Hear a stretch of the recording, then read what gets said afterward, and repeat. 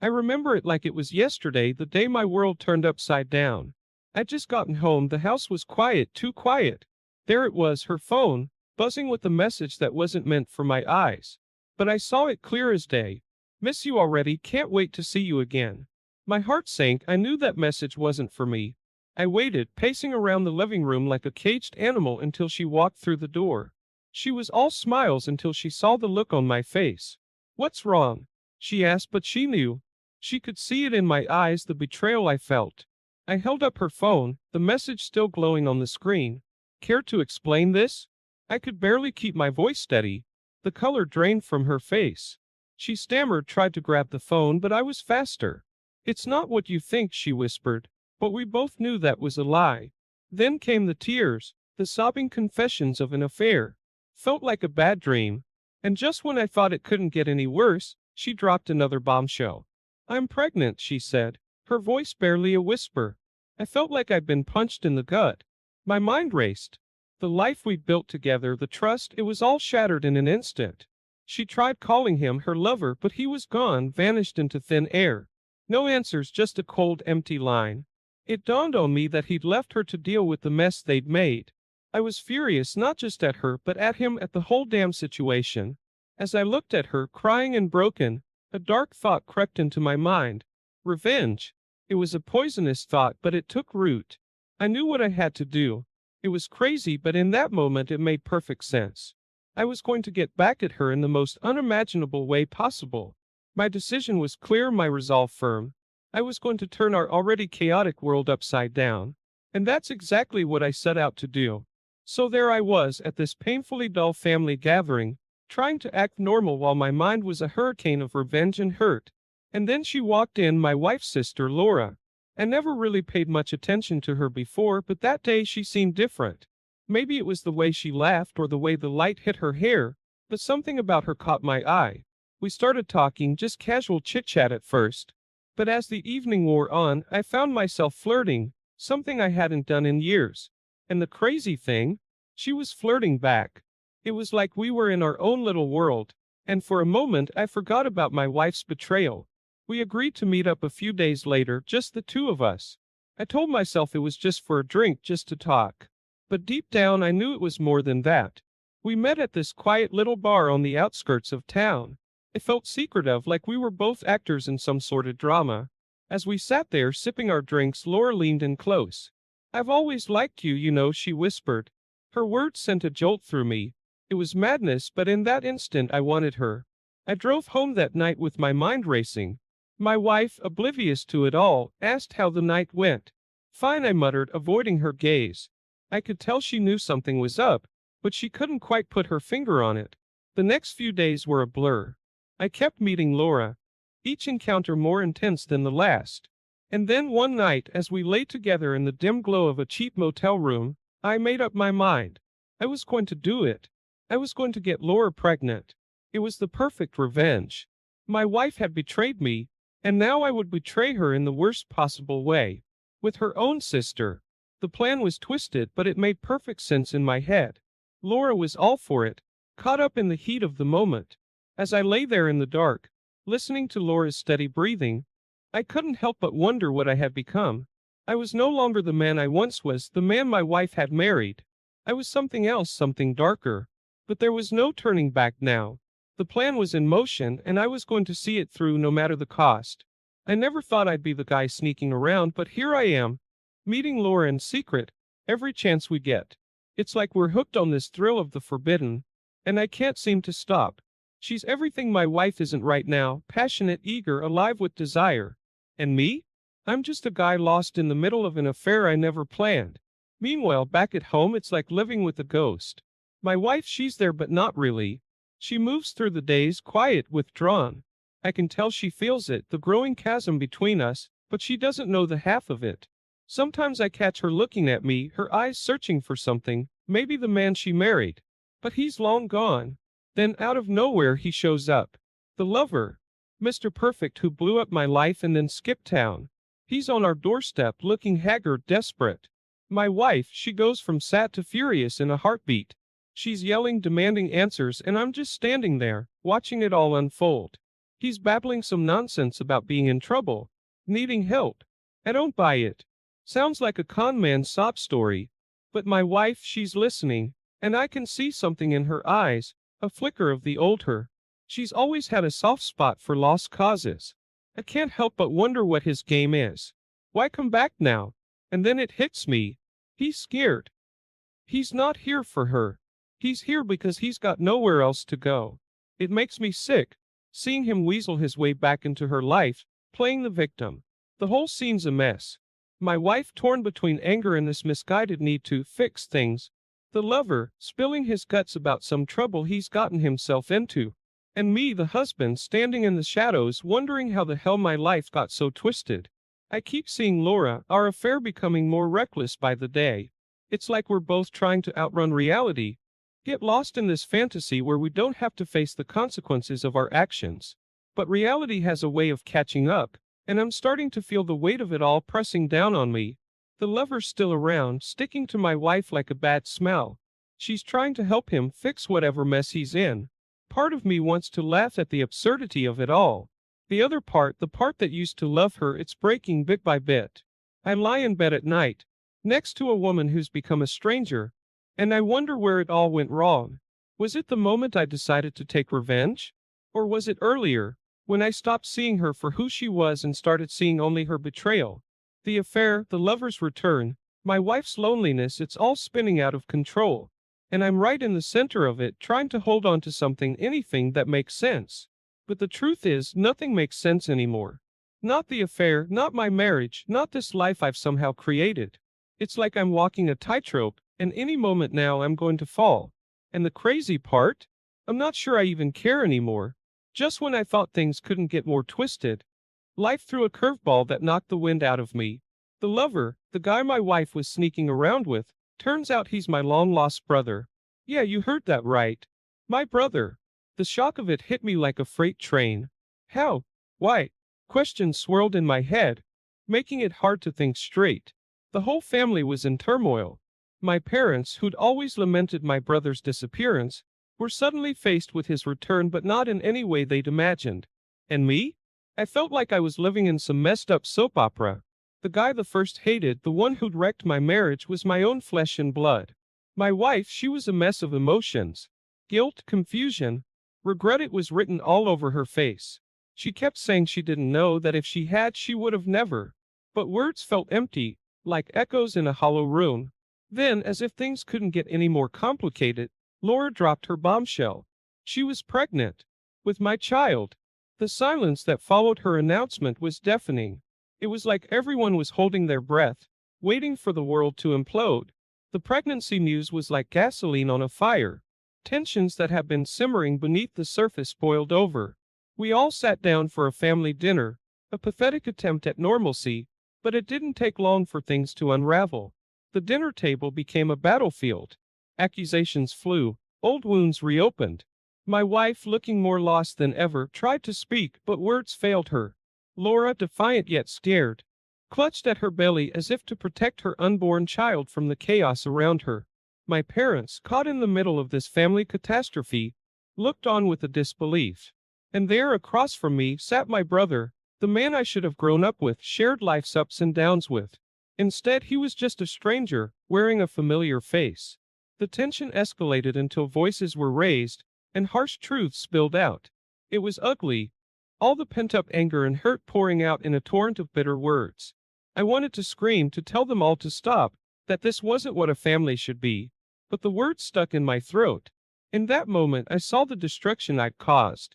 My revenge, my affair with Laura, it wasn't just about me and my wife anymore. It had spiraled out, touching everyone I cared about. The realization was a slap in the face. I'd been so caught up in my own pain, my own desire for revenge, that I'd failed to see the bigger picture. As the evening wore on, the arguments faded into exhausted silence. We were a family in ruins, each of us lost in our own tangled web of emotions. I looked around at the broken faces of my family, and wondered how we'd ever put the pieces back together. That night I lay awake, the weight of my choices pressing down on me. The mess I'd made seemed insurmountable. And the worst part? I knew there was no easy way out. No quick fixes. We were all trapped in this nightmare, and I couldn't help but feel it was all my fault. Life's funny, you know? One minute you're set on a path, sure of everything, and the next it's like you're in a free fall. That's how I felt when I finally told my wife it was over. I couldn't keep living this lie. Not with Laura carrying my child and everything else in shambles. My wife, she didn't take it lying down. She started doing everything she could think of to win me back. Cooked my favorite meals, wore the dress I used to like, tried to talk about the good times. It was heartbreaking, really. But my heart wasn't in it anymore. Every time I looked at her, all I could see were the lies and the betrayal. Then there's my brother, if I can even call him that. He came to me, hat in hand, looking for some brotherly bond or understanding. He told me about our rough childhood, the things he went through after he disappeared.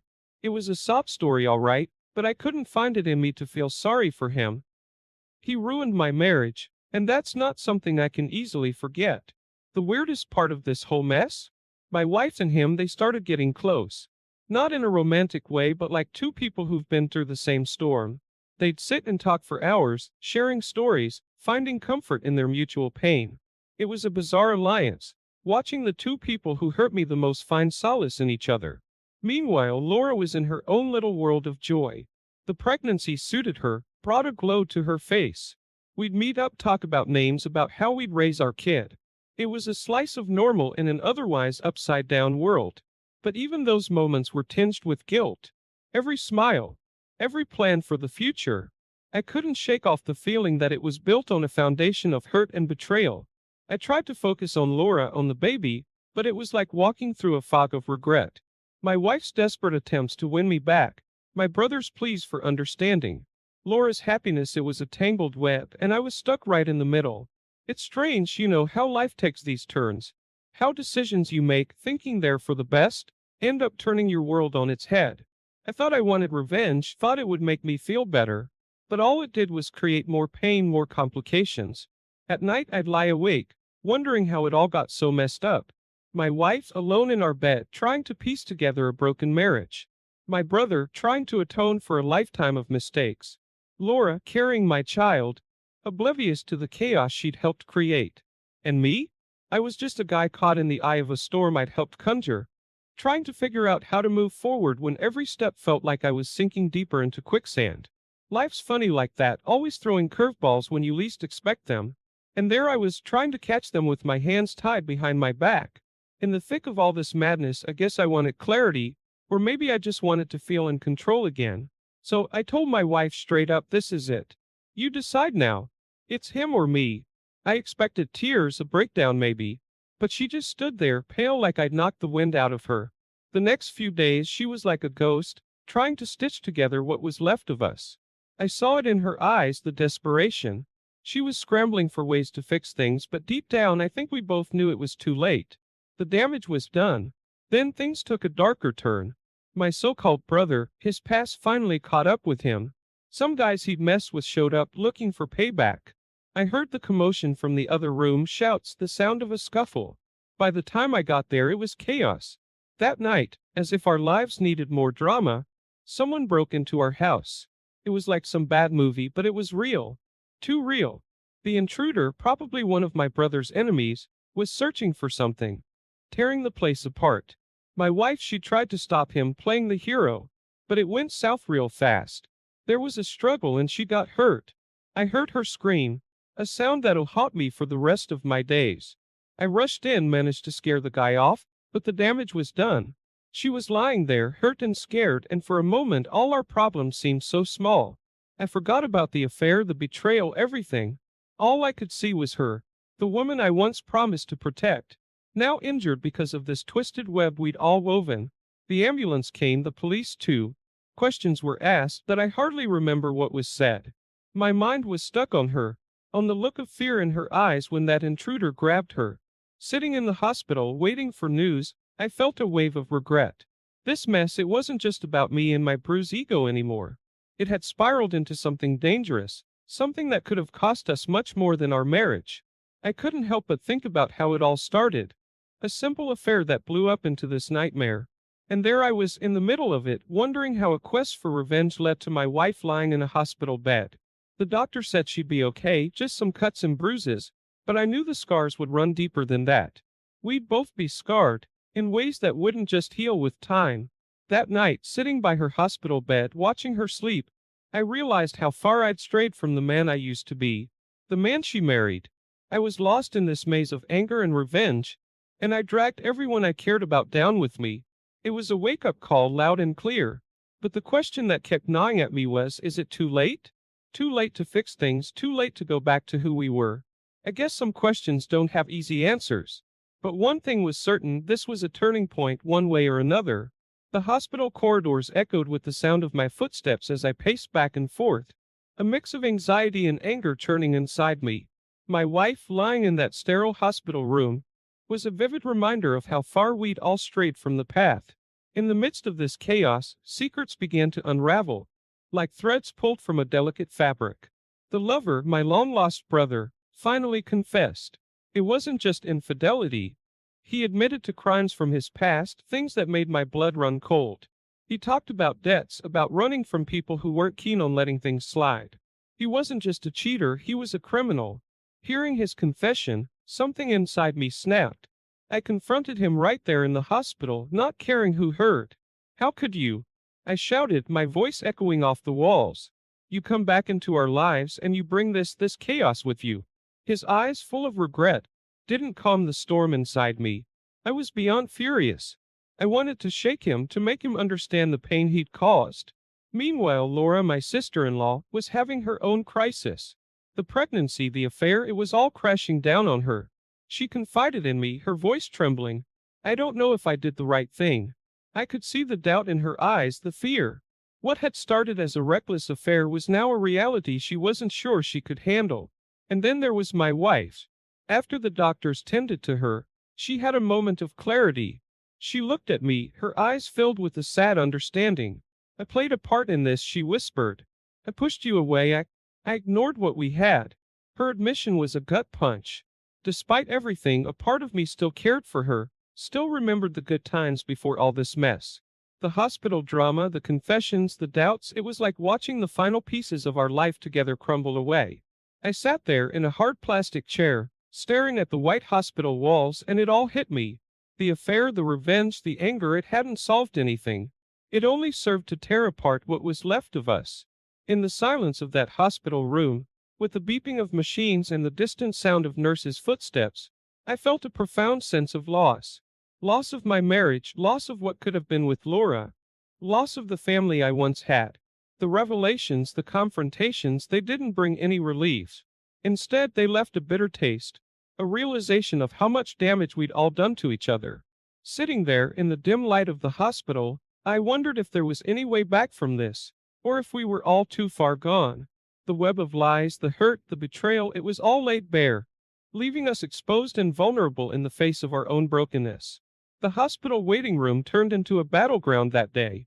Words were thrown like grenades, each one exploding with years of pent-up frustration and pain.